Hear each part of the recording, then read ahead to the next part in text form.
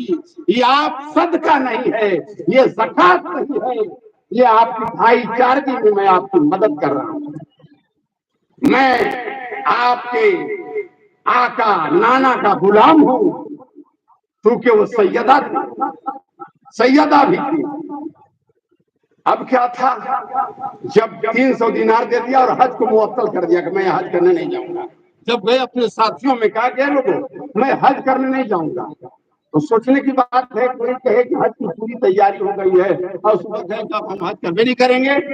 کہا کہ ہم سمجھ گئے آپ کہیں زمین کا کوئی پلاٹ خریدنے کا ارادہ کر لیا ہے، کوئی زمین کا رقبہ خریدنے کا آپ نے جو ارادہ کر لیا ہے۔ کہا کہ دیکھو یہ راز ہے اور یہ راز میں کسی کو نہیں بتاؤں گا۔ بہرحال وہ گھر چلے گئے۔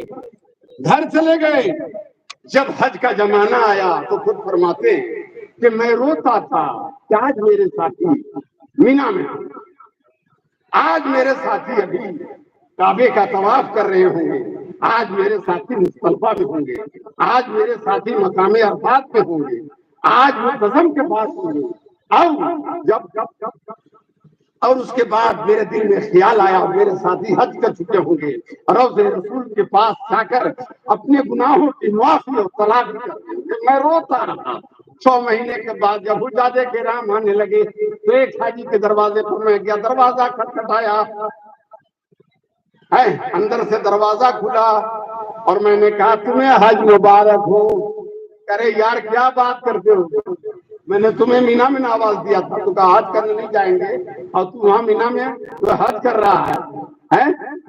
میں نے تم کو آواز دیا، تم نے ہماری آواز کو سنا نہیں۔ دوسرے حاجی کے پاس گئے، کہا یار میں تو حج وغیرہ کیا، ارے یار تم نے سنا نہیں۔ دوسرے حاجی کے پاس گئے، کہا کہ یار یہ کیا بات کرتے ہو، میں نے مزدلفہ میں تمہیں آواز دیا تھا، تم نے سنا نہیں۔ عرفات میں تم ہو دیکھا، آواز دیا، سنا نہیں، اب یہ مبارک بات دے رہے ہو۔ ارے کسی کو سواری مل جائے، نئی چیز مل جائے ہے نا، تو اس پر اترانا نہیں چاہیے۔ بہرحال اس کے بعد 6-7 قافلے آ گئے، سب نے کہا اے عبداللہ ابن مبارک، ہم نے تمہیں ہر جگہ دیکھا، ہر مقام پر دیکھا، یہاں تک کہ نبی پاک صلی اللہ علیہ وسلم کے روضے پر دیکھا۔ ایک نبی پاک صلی اللہ علیہ وسلم نے جھولا دیا تھا جس کو تم اٹھا نہیں پا رہے تھے، اس کو بھی دیکھا۔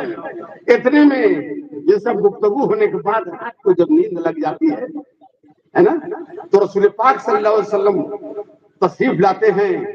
کہا کہ تم روتے کیوں ہو، اس بنیاد پر کہ ہمارا حج نہیں ہوا، ہمارا حج نہیں ہوا۔ کہا رے اب میں کتنے لوگوں سے تمہاری گواہی دوں گا، کتنے لوگوں سے تمہاری گواہی دوں۔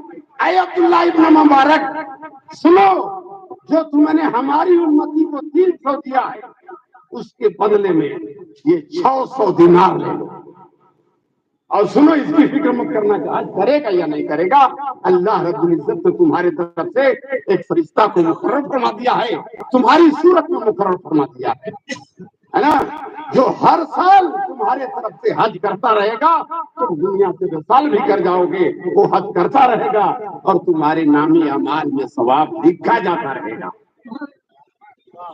تو آدمی جب کسی کی ضرورت پوری کرتا ہے تو اللہ کے رسول نے فرماتے ہیں کچھ حج مبرور کا ثواب ملتا ہے کہ نہیں۔ ماں باپ کو جو ہے اگر نظر رحمت سے دیکھے گا تب بھی حج مبرور کا ثواب ملے گا کہ نہیں ملے گا۔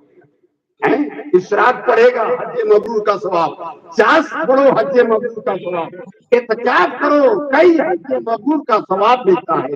تو عزیزان ملت اسلامیہ، نہ صورت دیکھی جاتی ہے نہ سیرت دیکھی جاتی ہے، رب کی بارگاہ میں مانگنے والوں کی نیت دیکھی جاتی ہے۔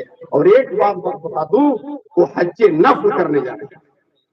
حضرت عبداللہ ابن مبارک رب کی بارگاہ میں دعا ہے کہ مولا تعالیٰ ہمارے حافظ قاری استاد صاحب نے اور ان کے سسرال والوں نے، ان کے متعلقین نے جس نیک اور جائز مقصد کے تحت اس مجلس کا انعقاد کیا اور غالباً اپنے خوش مرحوم ایصال ثواب کے لیے اس مجلس کا انعقاد کیا ہے، اس کار خیر کے صدقے اور اس وعظ و نصیحت کے صدقے مولا تعالیٰ ان کی مغفرت فرما دے، گناہ صغائر و کبائر کو معاف فرما۔